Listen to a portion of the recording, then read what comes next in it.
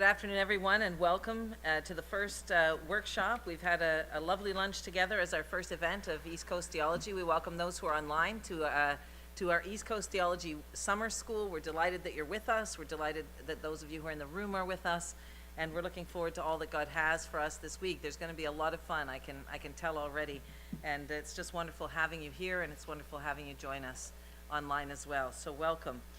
In this workshop, I want to introduce to you Dr. Wanda Malcolm. Those of you who were at lunch heard a little bit about her a moment ago, and I don't want to take up too much of her time, so I'll let it be brief. But Wanda is no stranger to Acadia Divinity College. She has taught for us before. She's led workshops, I think, and retreat and so on, and we're really grateful for that partnership. And so we welcome her here today. She's recently retired from her position as professor of pastoral psychology at Wycliffe College, where her teaching focused on the knowledge and skills essential to forging a sustainable life of faithful ministry. And her emphasis was on the crucial role of self-responsibility and the importance of ongoing prayerful engagement in practices that replenish spiritual and psychological resilience. So I know you'll be interested. Wanda continues to work as a clinical psychologist and takes joy in being a wife, mother, and grandmother. And she and her husband especially enjoy family gatherings at their cottage where kayaking, gardening, crafting, reading fiction, and playing board games are among her favorite restorative pastimes. We're all coming. Is that okay? We're all coming over. And so we welcome you. Wanda, we're delighted that you're here, and we can't wait to see what you have for us today. Welcome.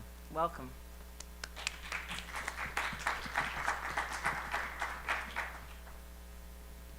Good afternoon. Is that working now? I'm fairly soft-spoken, so I'm really grateful for the microphone.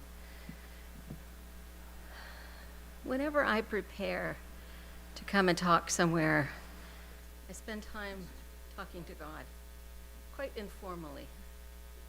What do these people need to hear? What do I have to offer? And I had my talk all prepared, and I am going to do the talk I prepared. But I went to bed last night thinking, there's pieces floating around in my head that I need to add. And I woke up this morning thinking, oh, right, I need to say this. So I'm going to start with a little mishmash, because I didn't really have time to organize my thoughts. And I wanted to pick up on some of the things that other folks said from the podium today and last night. Why do we need to know ourselves? There's lots of reasons, but one of the important reasons is that it's because it's you God calls to be part of his kingdom. It's you he loves. In all your gifts and imperfections, you specifically, uniquely, particularly are called. So who are you? Who is it that God sees and loves?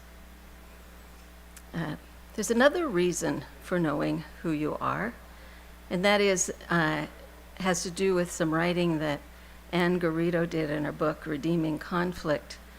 She points out that there are two faces of love: closeness and separation. There needs to be an other to love. So you need to know yourself separate from those you will minister to, so that you can keep straight what you are bringing to the interaction and what they're bringing to the interaction, and not get it muddled together. To know when they're your feelings and when they're someone else's feelings, your thoughts and someone else's thoughts, because it can get complicated when we're interacting with other people. I'm not sure that I'm going to say more than that, because I do have a talk prepared, and I should cover the things that I intended to.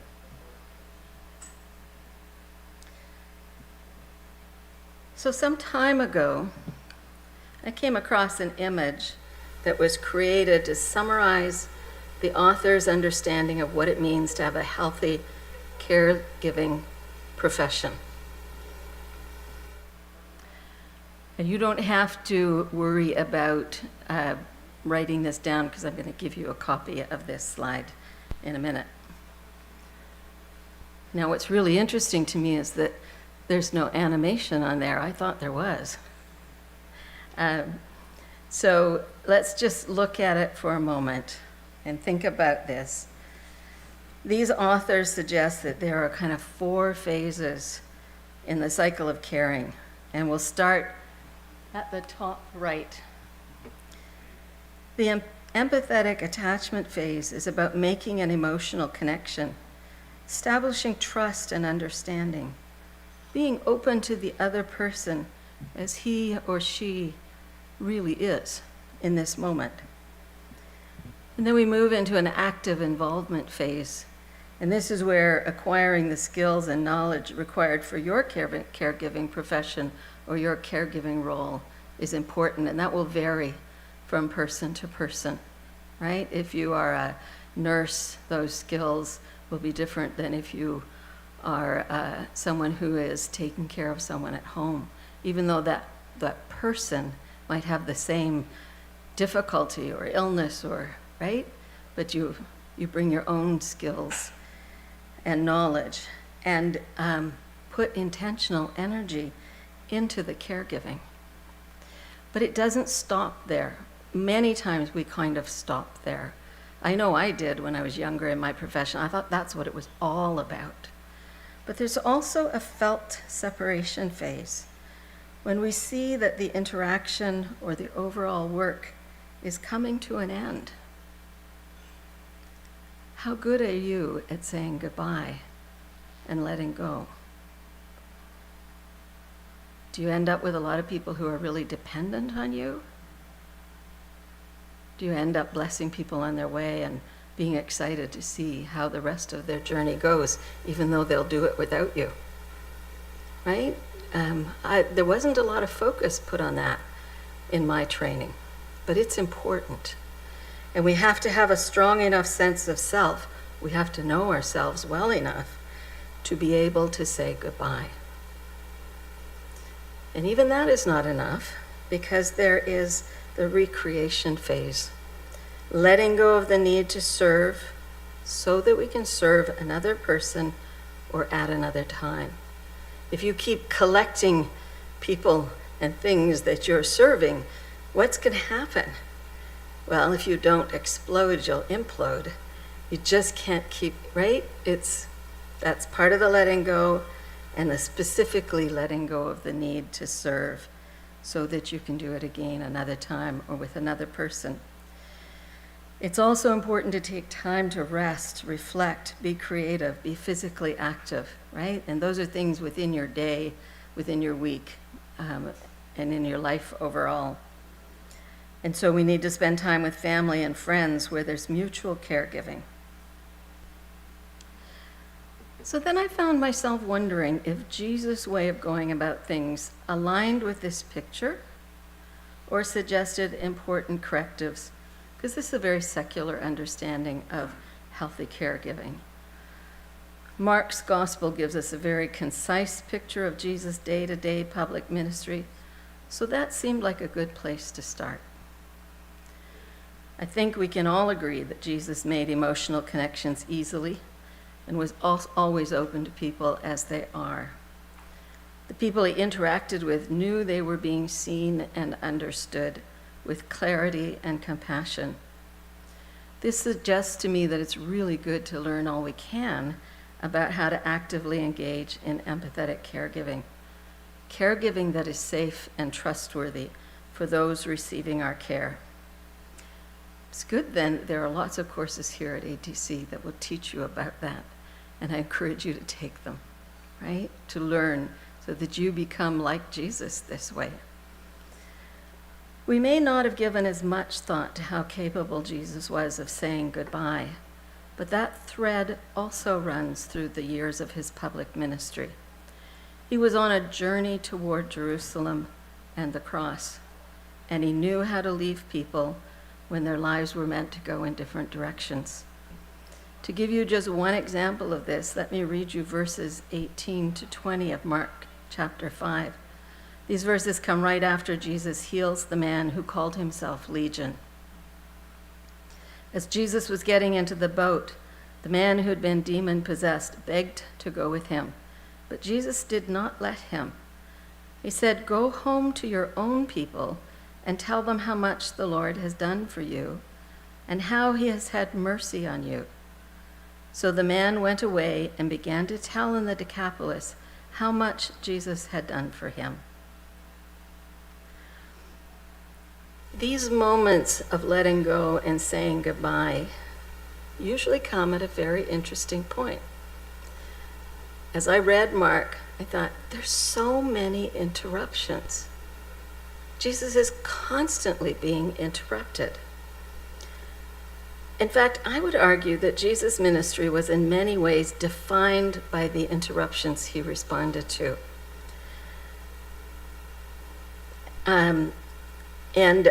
The interruptions start in the first chapter of Mark, where we're told that Jesus was driven out into the wilderness by the Holy Spirit, where Satan attempted to interrupt his ministry before it even got started.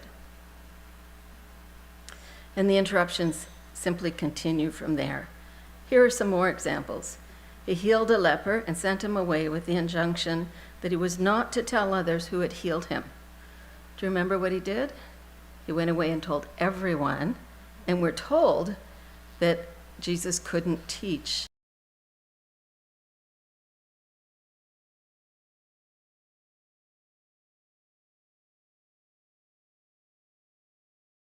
Roof of a house and lowered their friend down in front of Jesus when he was teaching. That would be some kind of interruption. It's never happened to me, and I hope it doesn't. Jairus interrupted Jesus, begging him to come and heal his daughter, who was near death. And the woman who had suffered a bleeding disorder for 12 years then interrupted Jesus as he made his way to Jairus' house, such that people came and said, "There's no point in coming, she's dead." That was a big interruption. Jesus' own family tried to interrupt his ministry because they thought he was out of his mind.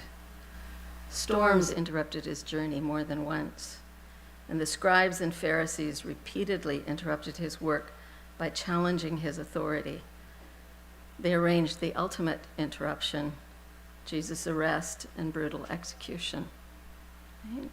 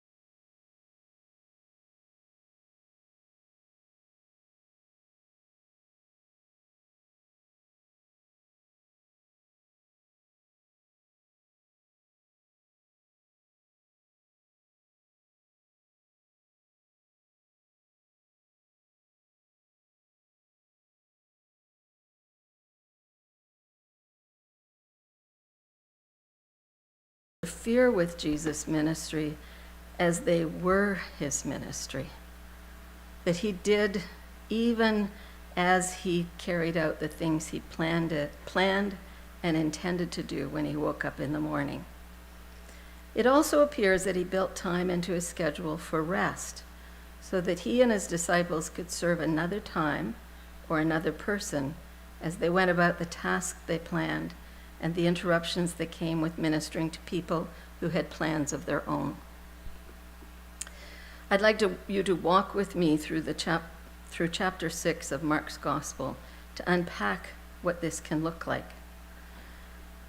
So chapter 6 of Mark is packed with action. It begins with Jesus' rejection in his hometown and sweeps through the highlights of the disciples being given power to cast out demons and heal people, the feeding of the 5,000, and Jesus walking on water amid a terrifying storm. Instead of focusing on the action, which I think is what we usually do when we read this chapter, I invite you to slow down and notice what happened in the spaces between the action. When we do that, we'll see that there's a rhythm to Mark's gospel that has something important to teach us about navigating the interruptions that are an integral part of caregiving.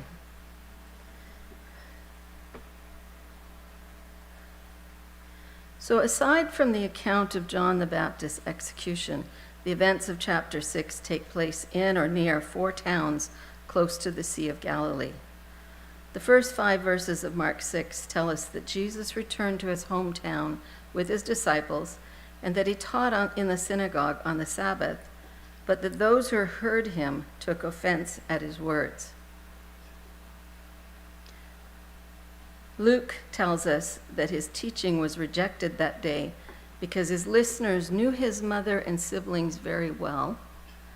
They knew he was a carpenter, and his claim that he was the fulfillment of Isaiah's prophecy was judged to be impossible for someone whose family was as ordinary as theirs. Their unbelief interrupted and prevented the full expression of Jesus' power.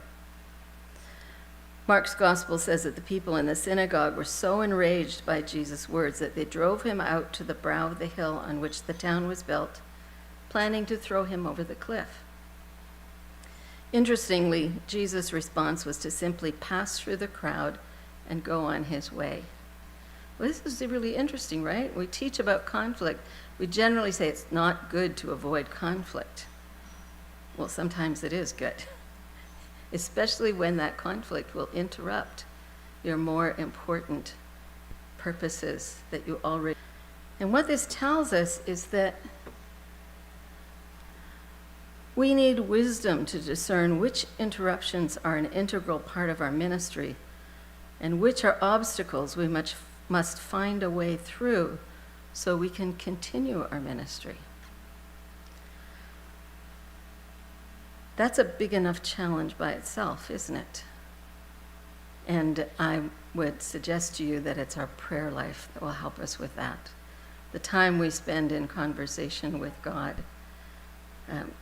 sharing what we're seeing and what we think we're supposed to do and what we think other people want us to do, and trying to figure out when we should listen to our own internal sense of things and when we should allow other people's sense of things to invite us to change course. And that's not something that can be taught. That's something we learn through experience, right? And please be willing to learn from your mistakes as well as your successes. When you get it wrong, there will be important things to pay attention to that will help you increase the likelihood of getting it right next time. So don't waste time beating yourself up. Settle yourself into the task of figuring out what you can learn from your mistakes. The focus of Mark 6 switches after this to Jesus sending the disciples out on a journey of ministry with nothing but a staff. Both the account in Matthew and this one in Mark underscore how little this truly was. In both accounts, Jesus tells them that they were to take one tunic and the sandals on their feet. Nothing else. No bread, no bag, no money. It seems to me that this was set up as an intentional experience of vulnerability, of finding out what happens when all we bring to our encounters with other people is ourselves and the story of what we've witnessed as followers of Jesus. You and I need to sit with these verses and perhaps allow ourselves to acknowledge that, like the disciples, we are apt to feel ill-equipped for the work we are being sent out to do, even troubled that we're being sent out with so little. In the next few verses of Mark 6, we're told that some thought Jesus was Elijah or one of the prophets of old, but that Herod thought he was John the Baptist raised from the dead. It's at this point that we hear the details of John the Baptist's execution. And it's important to remember that John and Jesus were cousins and that Jesus was deeply disturbed by John's death. The Gospel of Matthew makes it clear that when Jesus heard what had happened to John, he withdrew by boat to a solitary place. These first 29 verses of the chapter give us an important context for the rest of the chapter, which jumps from one remarkable event to the next. Caught up in these amazing events, we may think that the primary teaching here is that Jesus prized action over rest, and that a life that is busy taking care of others is what it means to have a self-sacrificial life. That's certainly part of it, but to base our ministry life wholly on that puts us in contradiction with the larger pattern of how things unfold in this chapter. For example, verse 30 tells us that when they returned from their travels, the apostles gathered around Jesus and reported to him all they had done and taught. Keep in mind, please, that these are Jesus' closest friends and companions in ministry. They want Jesus to know what they've been doing and teaching. They want to share their excitement about being able to cast out demons and heal the sick. It's also likely that they were seeking affirmation of what they had already done and directions for what they were to do next.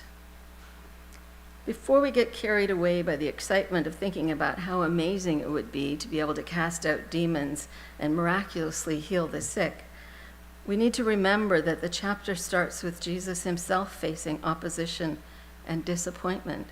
He knew that it wasn't going to be all sunshine and roses. It was not going to be mountaintop experiences, one after another after another. It's very important that the disciples reported all that they had done, not just the highlights or best parts. They knew they could be completely honest in their account of things. I think Jesus listened to his disciples with deep interest. Even though they didn't know it yet, these are the people destined after Jesus' death and resurrection. It seems very likely that Jesus would have wanted to know not only what they had done, but also how they felt about their experience and whether it was changing the very foundation of their beliefs and assumptions about ministry. So let's pause here for a minute and ask ourselves, what would I say to Jesus if I were having dinner with him and some trusted friends, and he asked me how things are going? Take some time, please, to hear what comes up from the depths of your soul. Imagine that Jesus is looking at you across the dinner table and asks you, "How are you? Really, how are you? How have things been going for you?" If it makes it easier, close your eyes and imagine yourself sitting at the table with him. And what would you say? I'm going to give the handouts now, and on the back there is that question, what would you say? If you'd like to jot down just a sentence or two to capture it for yourself, do that. But take some time while I hand this out so that you have something in mind of what you would say to Jesus.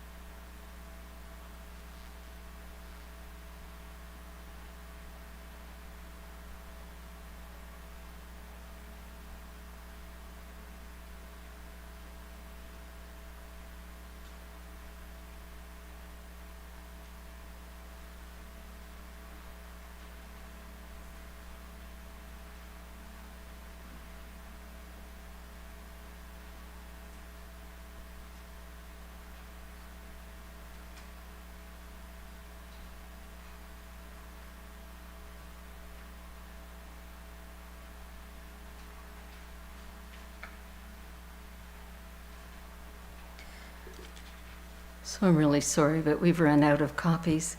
If you happen to be someone who doesn't care to hang on to the notes, maybe you could look around and see if there's someone you could pass it to. I have one more here.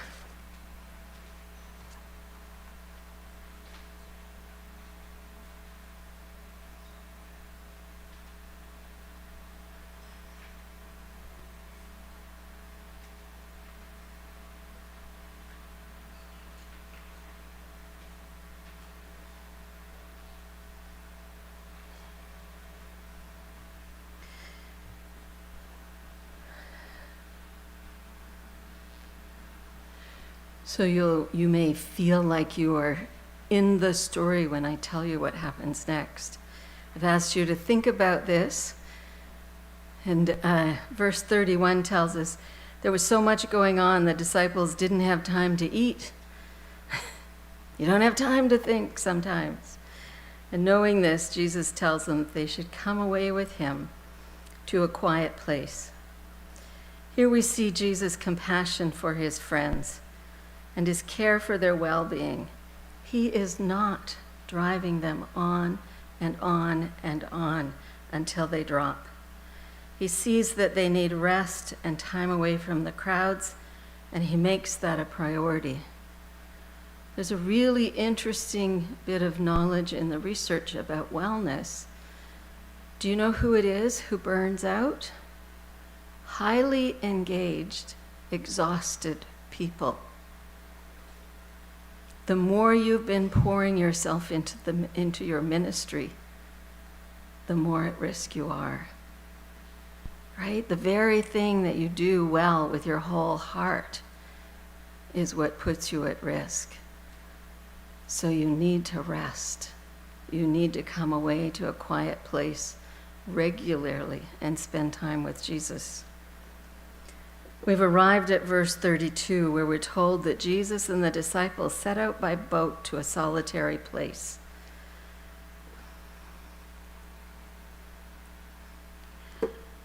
Why would the writer of Mark's gospel think it was important to tell us that they went by boat?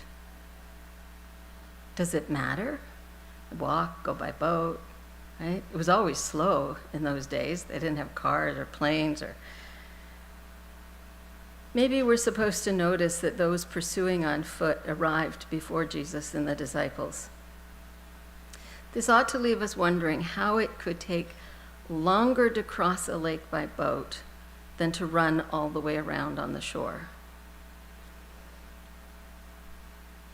It's an easy to overlook detail, and it's tempting to read the rest of the chapter as if Jesus and his disciples simply abandoned their own needs when they were too busy to eat. But I don't think that's an accurate understanding.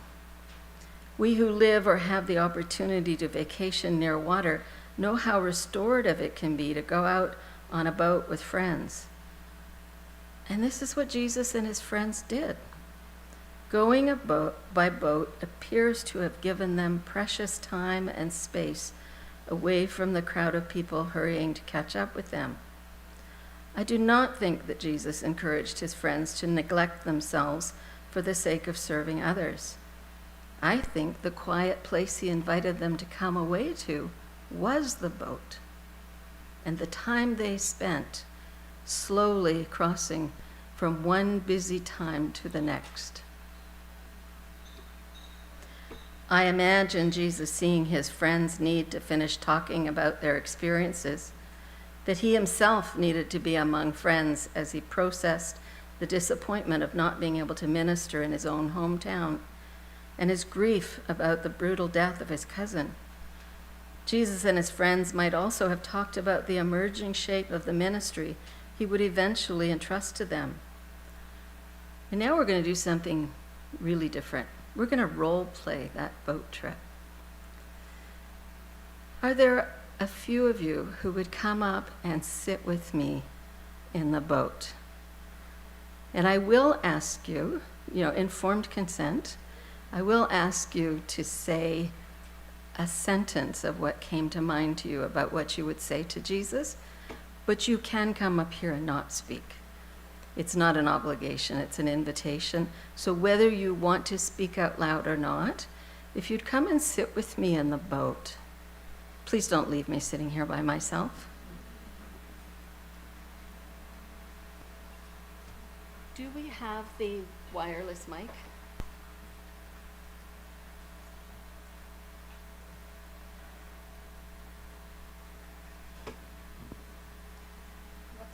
Thank you.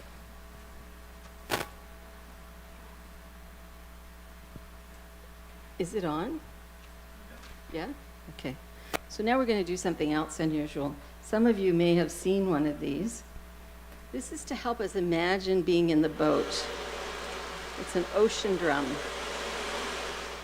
So we're going to be in the boat quietly while some of you decide whether you have the courage to come up and sit with your friend and me. And when some of you have come up, and if there aren't enough chairs, just pull another one up, okay? But let's take a minute. Listen to what comes up in your soul.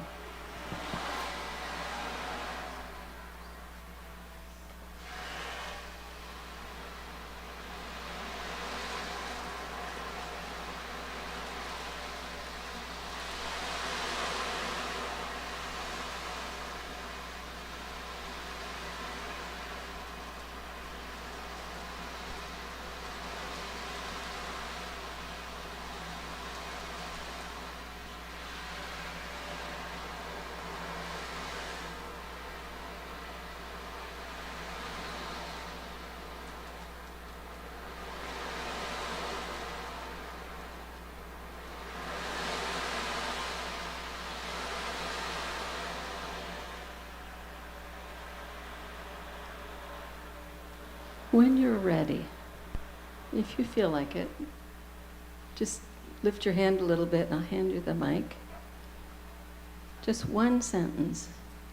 What came to mind about what you would say if you had the opportunity to answer that question? How are you doing?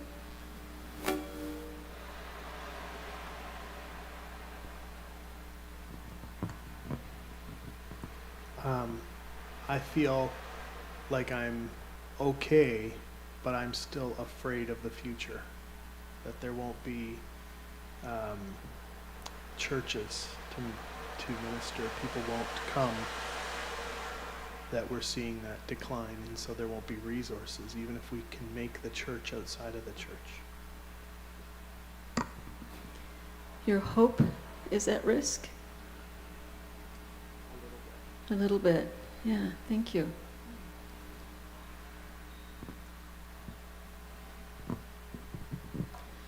Feeling a little overwhelmed with all the things that are required.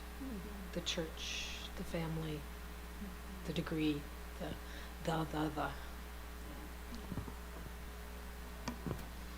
Decline does that to us, right? Scarcity of resources, scarcity of help.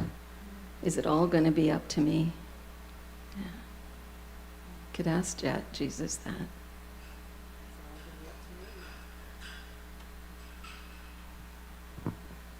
So glad to be in this boat with you right now, to have this time to pause, because I've been feeling very discouraged and tempted to jump ship. So I'm happy to be in this boat. I bet Jesus felt like that after he'd been to Nazareth and people, they were ready to kill him, right? That's not an unknown feeling to Jesus. Yeah. Do you want to speak?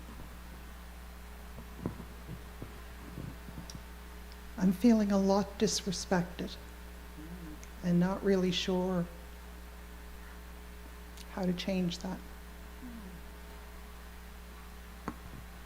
That's a tough one. Yeah, it seems to me that it says something about how deeply you long to be respected, how life-giving that would be. Yeah. I hope that that gets turned around for you. Mm-hmm. Yeah. Does anybody else want to try the drum for a minute? And I'm going to see if there's anyone else Anyone else think there's something that they could or should say? I'll bring the mic to you.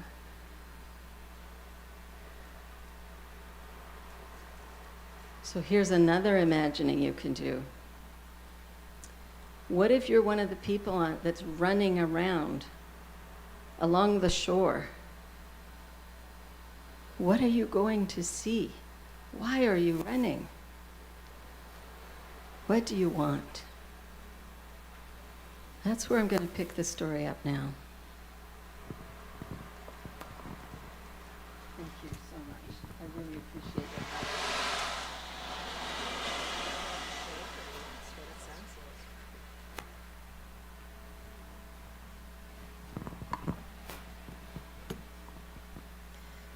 Am I going to get feedback with 2 microphones up here? Okay.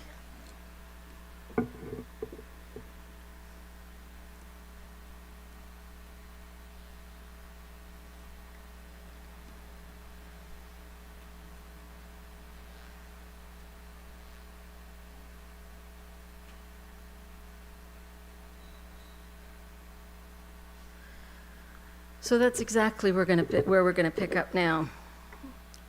Imagining being one of the people who figured out what was happening and took off at a run, telling everyone to hurry so they can be there when he comes into shore at Bethsaida.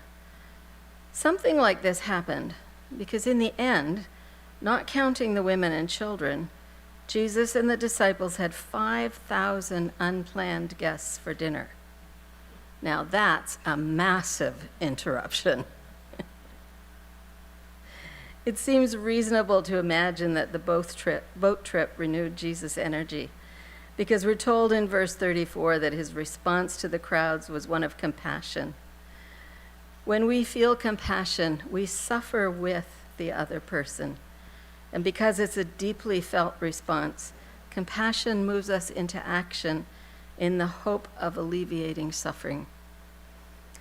What was it in those who ran to meet him that moved Jesus so deeply? Sheep without a shepherd wander aimlessly and are easily spooked. They run together when they get frightened, and they run together when they think they're headed to a fresh green pasture. Is that what Jesus saw? A crowd running mindlessly? Or people who are running to see something that would feed their souls and satisfy them deeply? I bet there were both kinds of people in the crowd. Whatever he saw, it was important enough for Jesus to stop and meet their needs. Mark's gospel says that he taught the people gathered there. The parallel passage in Matthew says that he healed the sick, and the one in the Gospel of John speaks of both teaching and healing. Jesus understood that they had both spiritual and physical needs, and he tended to his sheep the way a good shepherd does. Verse 45 tells us that as soon as everyone had eaten, even before he had sent the crowds away, Jesus made the disciples get into the boat and go on ahead of him. The Greek word used here means to force or compel as a pressing necessity. Why would Jesus compel his friends to get in a boat as evening was coming on and insist that they go on without him? There's that letting go, right? Letting go of his need to serve. The most obvious explanation is given in the passage, that Jesus wanted some solitude and time with God on his own. Verse 46 says that as soon as the disciples and crowds were gone, he went up on a mountainside to pray. It's also possible that he knew the disciples were still in need of rest and solitude themselves. We don't know what time they set out, other than that evening had come on when Jesus sent them on their way.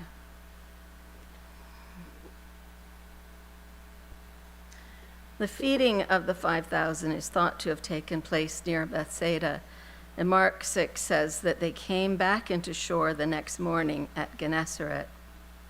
2 sources I found suggested that the trip from Bethsaida to Gennesaret was about 6 miles by water.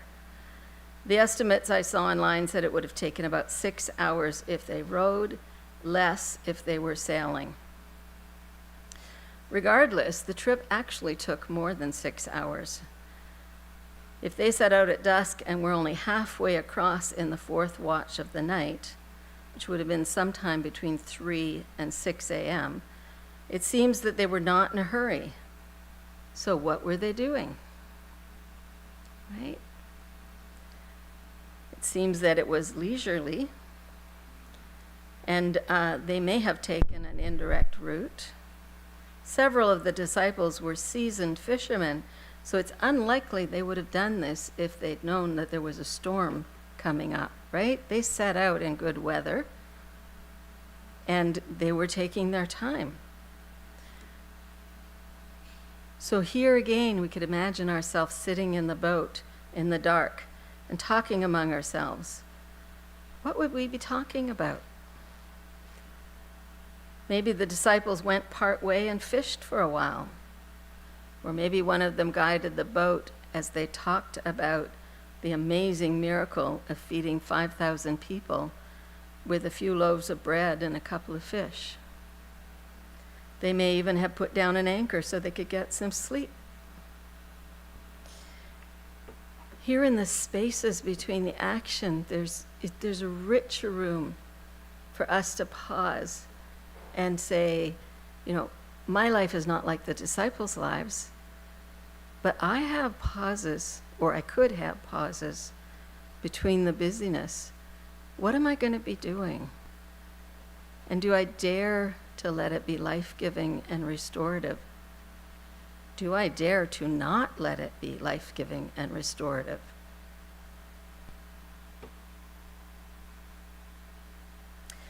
Time goes on and the action escalates again. The disciples are in the middle of the lake, middle of the sea. Even if they'd started out sailing, they're rowing now, straining against a strong wind. We know the rest of this story. They were terrified as Jesus walked out to them on the water, thinking he was a ghost. He reassured them, and to their utter astonishment, the wind itself died down as he climbed in the boat with them. Eventually, they got to the other side of the lake, and as soon as people saw them, the cycle began again. Those who recognized them ran to tell others who brought their sick to them.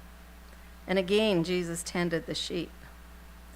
There's a pattern or rhythm here: ministering, time apart for conversation and rest, ministering again, and then a turn to prayer and rest before moving into action again. Storms can kick up in the middle of this, and with such storms comes a literal fear for one's life.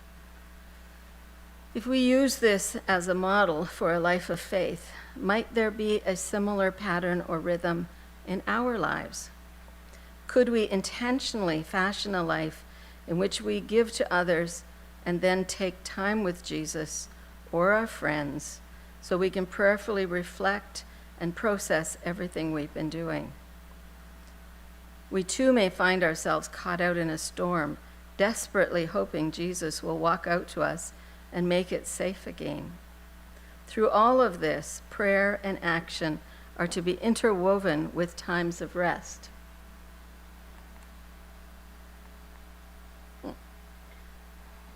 There it is. I was going to say, there's a really nice slide. We don't have to choose between compassionate action, prayer, and rest. They are all crucial threads that are meant to be woven into the fabric of our ministry. And here's another place where I'm going to insert a thought that isn't in my talk. Doing this will change you. It will change you for good. And I mean that in two separate ways. It'll change you for the better, for good. It will also change you for good. You won't ever be the same again. Let me give you a little example from my own life. Can you imagine that when I started out teaching, I had incredible performance anxiety? I would feel almost sick before I would come up in front of people. And I thought that it was a terrible joke that God had called me to a profession and a role that was going to require me to get up in front of people and teach. Little did I know that it was going to change me for good. I still get what I call now jazzed. It's up for it, right? All my molecules are on tippy-toe. What's going to happen? How's it going to be? I hope I have something to offer.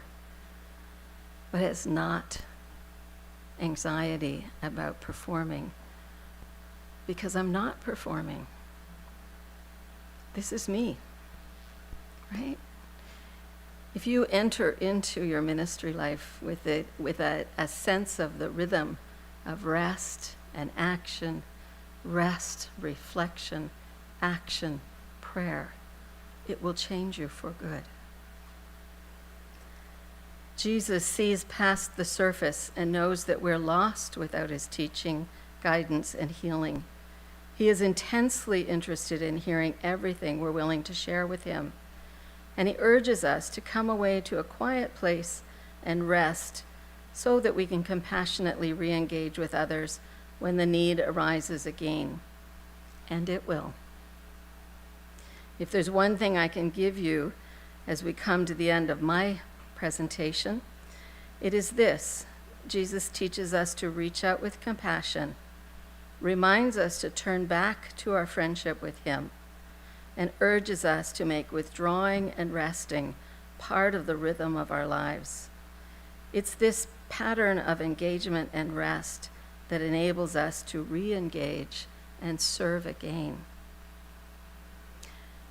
Now, I have done something that is almost miraculous. I finished before the time ran out. I actually set a timer because I am known for running over. But that leaves us time to talk, right? So, have any comments, any questions that you would like to share?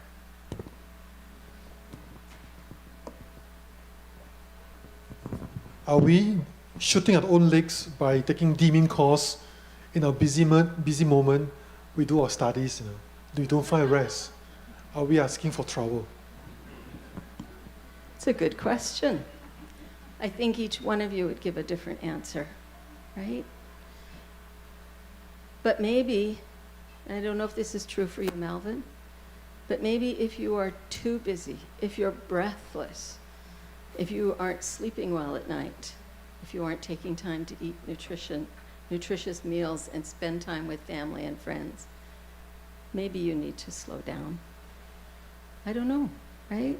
I do know that's one of the beautiful things about retiring. I'm practicing what I'm preaching. And it's easier now that I've said, I've let go, right? I saw that it was coming to an end and I let go. I'm not finished working. I'm not finished serving, but I'm free with the space in my life to do new things. So sometimes we are called to slow down, right? Anyone else?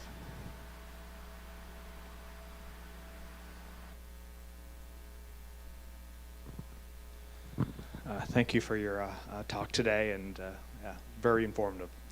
What would be some of the practices that you have found useful during your career and your life that have helped you to rest and enter into prayer?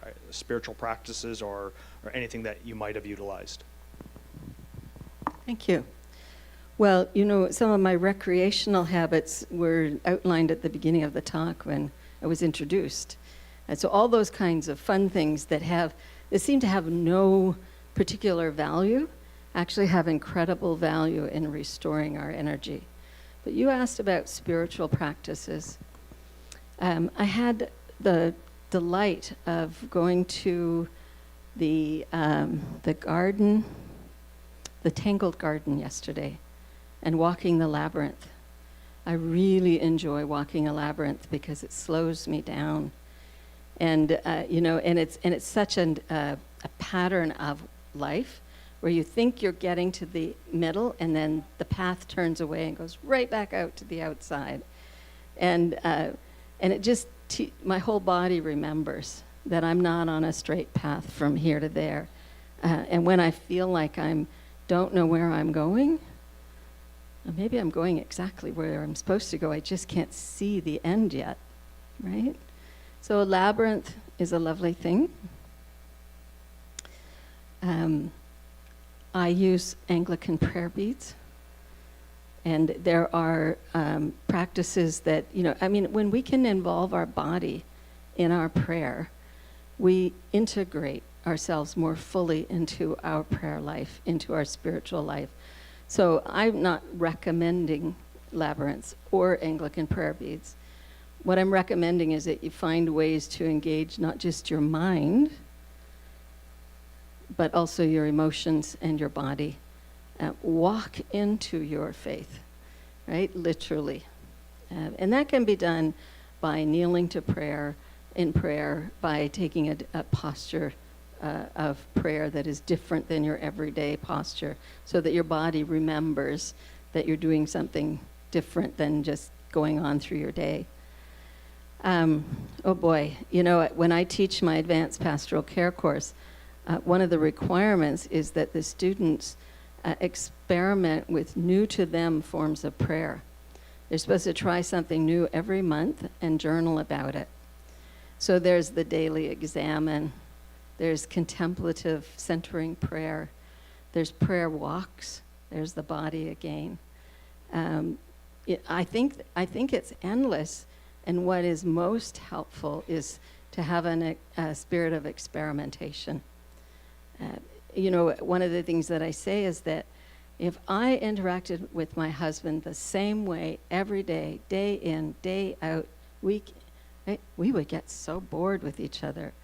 And yet we think we're supposed to talk to God the same way that we first learned how to pray.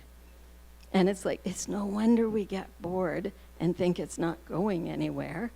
We're not designed to do the same old, unless it grounds and comforts us. So making that distinction between forms of prayer that are beautifully familiar and create a container for our spiritual life, and then practices we engage in because we're afraid to try or don't think we're allowed to try something new. Okay?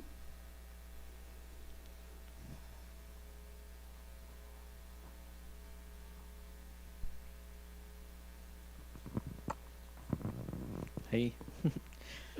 So I'm the New Testament scholar at the college, and I want to commend you for your close reading of Mark there, and because Mark is a gospel of rushing, and I've never noticed the pauses in the water, and that was really significant. And I just wanted to add something and maybe just get your initial thoughts, because one of the other interesting components is that the lake, the Galileans were people of the lake. Like, it's their water source, it's one of their main protein sources, and at the same time it had become contested because the Roman occupying power is now taxing those things, right? So now it's a contested space. It's no longer necessarily a safe space. It's a space of struggle, and I can imagine those fishermen being relieved in some sense to call and be called by Jesus, so that they don't need to worry about how we can continue to feed ourselves, fish for ourselves, for our families, and still have to send half of it or more to Rome now. Like that, he in some sense was calling them out, and yet now that's the place where he's pushing them back to rest. And I just find that significant. I don't know what to make of it, but I just add that to your and wonder what you think about that. I think that's wonderful. It's like the labyrinth, right? It's way more complicated. Life is way more complicated. And there's no metaphor that captures it all. And even a metaphor that does a really good job has multiple layers of meaning, which reminds us that spending time in Scripture and imagining yourself into Scripture, I think, is really important.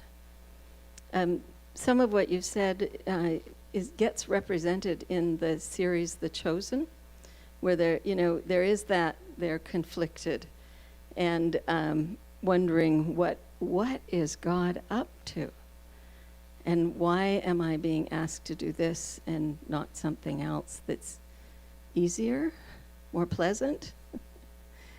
Yeah, you've given me more to think about, and I encourage us all to think about that. Thank you.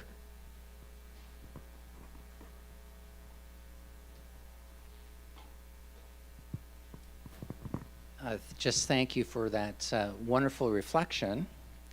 I'm curious, because it's a common experience for me, how would you respond to the many that say, I don't have time because, or Clarence, you're better off than, you're more spiritual than I am, and yet I recognize the value, and the church world around us doesn't seem to be creating this space and time for what you're strongly suggesting, which I'm a firm believer in.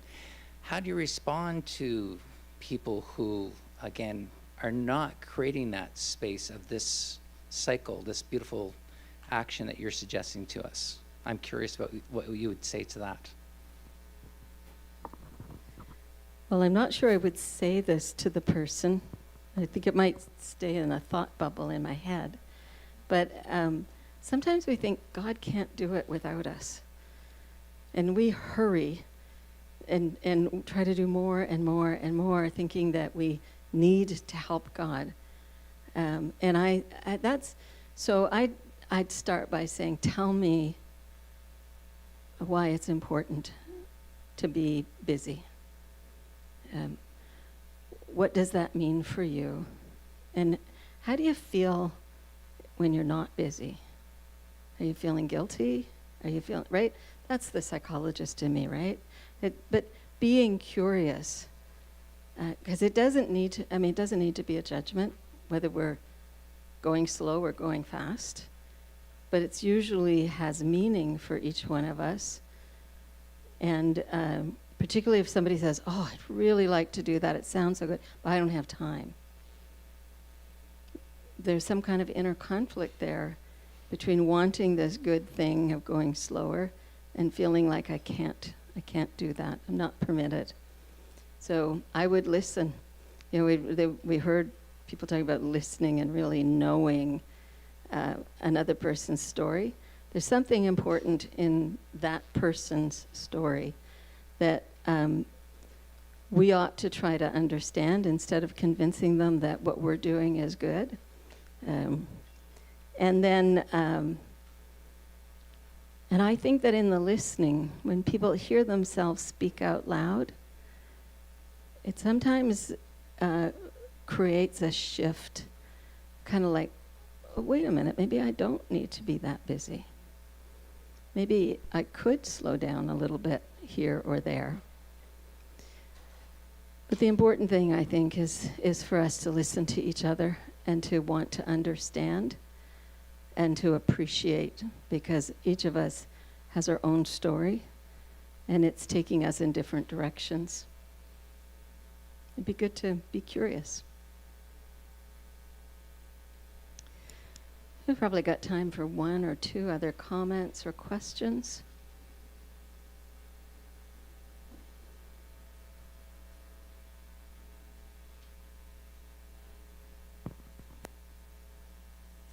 I was just thinking that sometimes it's the systems that we find ourselves in that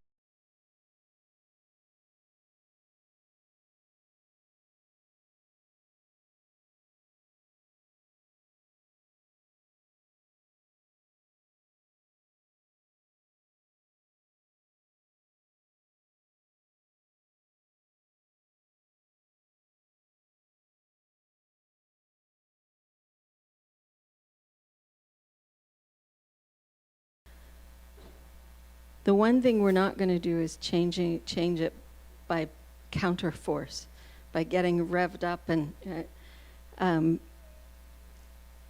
we also need to imagine that kind of change being like changing the direction of an ocean liner. It'll take time. And so I've been teaching about this stuff for over 15 years. I still haven't convinced everybody in the church to slow down. So I'll keep talking about it and keep inviting people to notice whether it's good for you to go so fast. I also want to say that we can be afraid of what will happen if we slow down. We can be afraid that we will like it so much we'll never do any work again. It's not likely. It's not likely. I really think you could risk checking that fear out and seeing whether it's true. You might find yourself changing direction and doing something different, but I bet you won't be sitting in a rocking chair. Okay.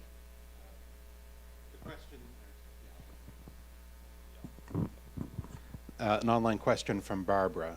She says, so she wanted to thank you, first of all, for your helpful, reflective experience, even online. They very much appreciated that. She asks, is there something to be said for the fact that none of those disciples were actually alone in the boat with Jesus?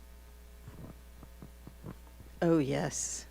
Nice catch. Thank you, Barbara. Yes, community. We need each other, right? We need each other.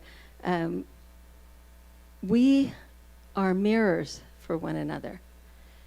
And this actually reminds me of another piece around how do you get to know who you are in a trustworthy way that isn't just self-absorbed? In relationship. You can't actually do it by yourself because the people who know you, who love you, and who see you can be a mirror. And they often can help you see things that you can't see yourself. And we are not made to be alone. From the beginning of our story, God said it was not good for us to be alone. We're made for community. And so our church communities are really important. Being part of a small group that has ongoing interaction and input into one another's lives, serving together, whether that's as volunteer work or in a formal ministry position, being mirrors for one another and helping us see ourselves accurately. Now remember, you need to find trustworthy mirrors, not distorted mirrors. That's a whole other topic we could talk about. So it does matter whose mirror you look into. But community is really, really important. And I would say community outside the church too. We get myopic and we don't know what we look like to the rest of the world. And that can be a very important corrective. So make sure you're spending time with people who don't agree with you, that don't sit in the pews and say, yes, yes. Go rub shoulders with people who say, well, I don't know, or absolutely not. And have conversations. Be curious. It'll change you too. I think we're going to stop 4 minutes early because I want to have the experience of not running over. Thank you very much.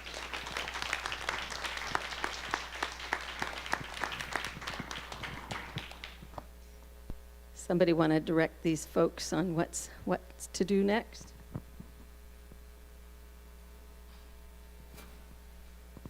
Thank you so much, Wanda. That was meaningful in so many different ways. I think we have all kinds of takeaways. I want to find out where I can get one of those drums because it's amazing. I mean, you guys were in a boat. It was really something else. So thank you for this. It was wonderful, and I think we'll have lots to carry away with us. You have an opportunity for a break to get up and stretch your legs. There's washrooms downstairs. I don't think there's any on this level, are there? I think they're all downstairs. But do stretch your legs and make your way back here for 2:45 when you will hear from our